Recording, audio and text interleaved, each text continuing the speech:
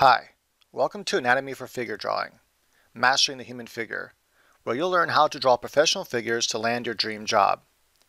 I'm Neil Fontaine, a professional comic artist and traditional painter, and the easygoing instructor for this course that has 37,000 students and growing, right here on Udemy.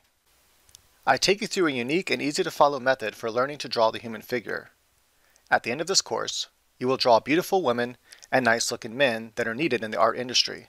More importantly, you will be able to draw the human figure from your imagination, one of the most wonderful feelings in the world. In this course, we will master both the male and female figure, starting with proportions.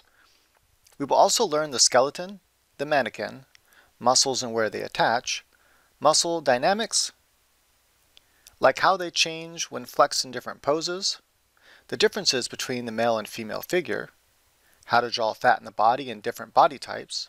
Plus, we'll break down the figure and learn how to draw hands, feet, the skull, faces, drawing people at different ages, then putting it all together with awesome poses. I also help you along the way by answering your questions and giving feedback on your progress drawings.